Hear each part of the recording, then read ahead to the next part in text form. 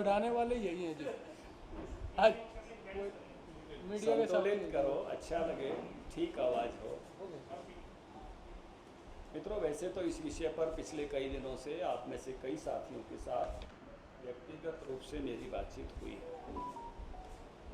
लेकिन आज सामूहिक रूप से आप सबको इस विषय पर बातचीत करने के लिए आमंत्रित किया है।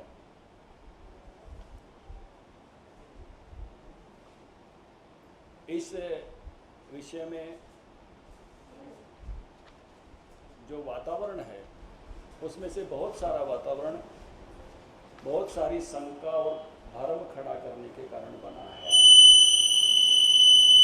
तो मान नहीं रहा, जो टिक गए थे तो मान जाओ भाई, जब एक जगह टिक गए थे तो उसको बार बार मत छेड़ो।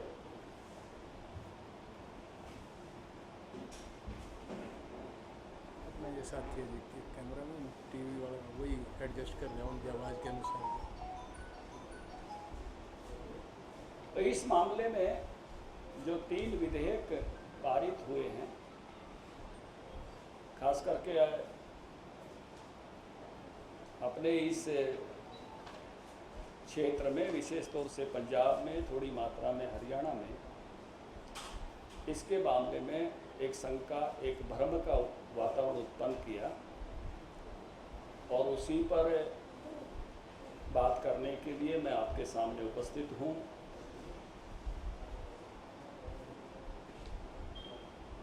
मैं कहूँगा कि जो बुरी बात है वो ये है कि एक पॉलिटिकल पार्टी जो पंजाब में शासन में है, हरियाणा में प्रमुख विपक्षी दल है, देश में विपक्षी दल है, उसने ही अपने घोषणा पत्र को एक तरफ करते हुए अपने पुराने भाषणों को दरकिनार करते हुए अपने द्वारा बनाई गई कमेटियों की रिपोर्ट को दरकिनार करते हुए इनका विरोध करना शुरू किया है। ऐसे लोगों को अपने बनाए हुए कानूनों का भी, क्योंकि खुद कैप्टन साहब तो 2017 में इस प्रकार का नियम, इस प्रकार के कानून बना चुके हैं। कांग्रेस पार्टी ने अपने चुनाव में जो घोषणा पत्र में कहा वो लोगों के सामने है।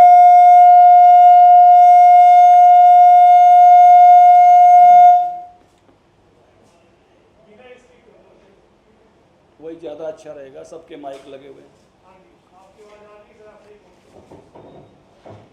उन्होंने अपने जो एग्रीकल्चर का, किसान और कृषि श्रमिक का जो 7वां अध्याय अपने घोषणा पत्र में लिखा था, उसके 11वें नंबर में यही बातें कही हैं। कांग्रेस कृषि उपज मंडी समितियों के अधिनियम में संशोधन करेगी, कृषि उपज के निर्यात और अंतर राज्य व्यापार पर लगे सभी प्रतिबंध समाप्त हो जाएं, ये उसमें लिखा है। इसी प्रकार से इन्होंने एक कमेटी बनाई थी मुख्यमंत्रियों की, हुड्डा साहब उसके मुखिया थे, मनमोहन सिंह जी को उसकी रिपोर्ट सौंपी थी। ये वो बड़ा प्यारा सा फोटोग्राफ है जो रिपोर्ट उन्होंने सौंपी थी, और ये कमेटी का 20 नंबर पेज है जिसको कोर्ट में आपके सामने कर रहा हूँ। उसका पैराग्राफ नंबर 5.13 है, इसमें वो लिखते हैं the market of agriculture produce must be immediately freed of all sorts of restrictions on movement, trading, stocking, finance, exports, etc. No monopoly, including that of APMC or corporate license, should be allowed to restrict the market. The concept of farmer market, where farmers can freely sell the consumers directly, must be promoted.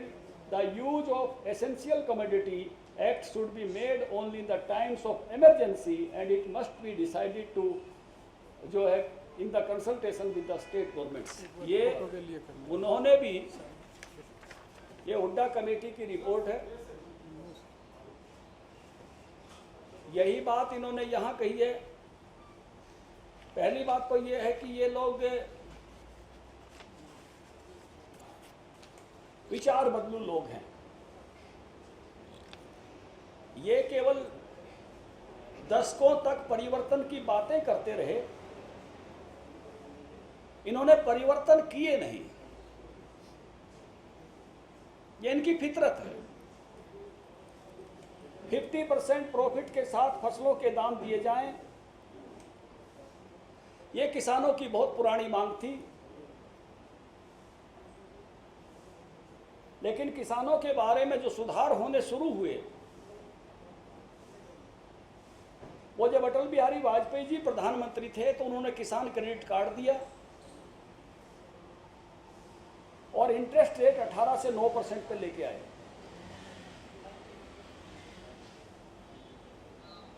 उसके बाद वो घटते घटते 4% पे आया और हमारी state में तो 0% पे आ गया।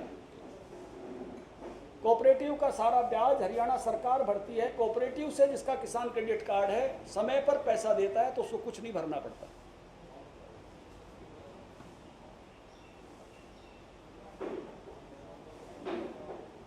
अटल बिहारी वाजपेयी जी ने ही बड़े बदलाव के लिए किसान आयोग बनाया था। सोमपाल शास्त्री उसके चेयरमैन बनाए थे। हमारी सरकार दोबारा नहीं आई। कांग्रेस पार्टी ने अपना एक कमीशन बनाया, स्वामीनाथन, एम एस स्वामीनाथन साहब की लीडरशिप में।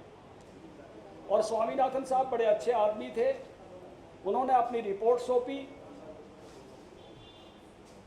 और उस रिपोर्ट के बाद भी कांग्रेस पार्टी 6 साल सत्ता में रही। उन्होंने उस रिपोर्ट को इम्प्लीमेंट नहीं किया।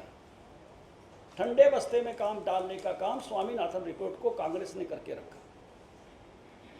उसी पर जब प्रेशर पड़ा तो हुड्डा कमेटी की रिपोर्ट बनाई थी, वो कमेटी की रिपोर्ट भी इम्प्लीमेंट नहीं की।